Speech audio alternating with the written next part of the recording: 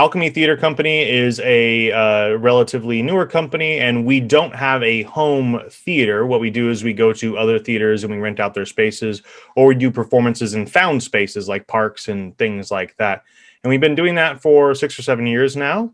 And it's what we do is we try to do shows that other theaters couldn't do because they would break the bank. So we try and do some experimental work. We do Shakespeare every year. So we try and push the boundaries and stay true to our classical roots at the same time. Our casting for Alchemy tries to be as inclusive and progressive as we possibly can. And in the past, that has meant not being overly concerned with what gender characters are, as long as it serves the story and as long as it tells a story that is worthwhile on stage. In light of the Black Lives Matter movement and a lot of other movements going on, Alchemy has also looked inwardly so that we can be more introspective in our color conscious casting. And that means that it's not just about gender, it's about race as well, and making sure that there are opportunities for everybody in what has predominantly been a white space. So Alchemy is dedicated to casting shows that are color conscious, that are gender conscious, and to do better to make sure that everybody is represented in our theater spaces. Classic Alchemy production is generally our Shakespeare productions. We do a Shakespeare every single year, and we tend to put them in what's called a modern Renaissance. So a lot of the clothing is Elizabethan inspired, but using modern costume pieces. So that's usually what we try and do with our Shakespeares. And then our other classics, we adapt a few plays here and there. A couple of years ago, we adapted Cyrano.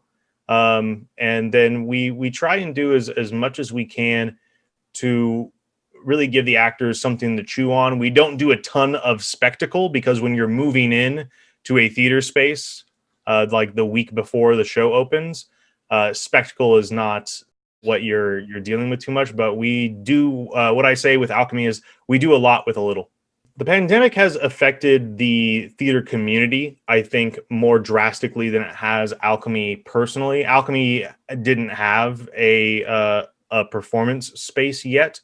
We depended on other theaters, so it hasn't affected us as harshly as it has the rest of the theater community. For instance, theaters like Stages, where we had performed, are no longer in their current space. So it's been a big hit for a lot of theater companies. Some of them have had to shut down. A lot of them have had to rethink how they're going to do theater. And it's really, really, really tough out there because, like we're always the last dog to the bowl when it comes to support from our government and our communities. People are worried about when can we get the movie theaters open again, or when can we go out to restaurants again? And theaters are trying to be as responsible as we possibly can, but it also means that we won't get to be back very, very soon. So a lot of theaters are trying to experiment with online productions. But I know that when the theaters are able to open up again, there's no replacement for that in-person theater feel. It's magical. It creates something inside you that I think we all still need. I think the theater experience is one that's unique that you can't get with TV and film. Although those are wonderful mediums for their own purposes, there's something about theater that there's the instant reaction. You're not just watching something happening on stage, you're feeling it, and you feeling that ripples throughout the audience. It gets all the way up to the stage. It is a medium in which both the audience and the performers are sharing the experience together. And I think that's something that you can't get out of TV or film. It's not reacting to you. It's not, engaging with you. Whereas theater is alive the entire time. And oftentimes theater will try and, be a little bit more, push the boundaries a little bit more. And they're not afraid to be a little bit more abstract in the thought process. So there's just a lot that goes into theater. And, as far as spectacle goes, that you see something on film and you say, oh, it's a film set. There are people that are doing that. But But you can go to a theater, and sometimes even just seeing a 1 unit set that's like a house that somebody built on stage just for this production is mind blowing to me. You know, practical lights on stage, all that kind of stuff. It's just really special that uh, there are certain things in theater that literally create magic, and it's happening in front of you. It's why going to like a magic show is impressive, more impressive than it is like on TV. It's because you're witnessing it happen right in front of you, and there's something gripping about that. So for Alchemy's online presence, once quarantine happened, we were trying to still do theater, and we still are.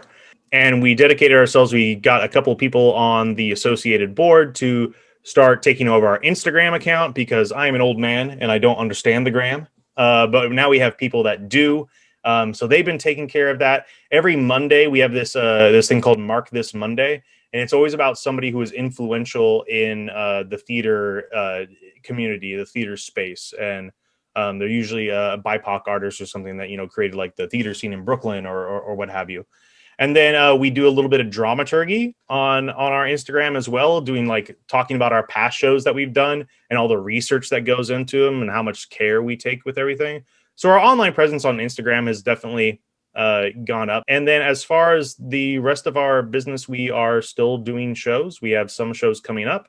We did 3 shows at least already. I'll count them. We did Line in Winter, Angels in America, Love's Labor's Lost. So yeah, we try and stay alive. And then our other online visibility during this pandemic is we've started a series with Jared Lindsay and Tucker Boys called the Be Heard series, which is an opportunity for artists of color to they were panels, big panels where we could talk about the state of theater and how we should be doing better in our theater spaces that have been not welcoming enough to non-white actors, honestly, and how we need to do that work, how everybody needs to do that work to make sure that theater's a place for everybody, no matter color, creed, identity, anything. It's for everybody. So they're starting that back up with more one-on-one conversations instead of a panel,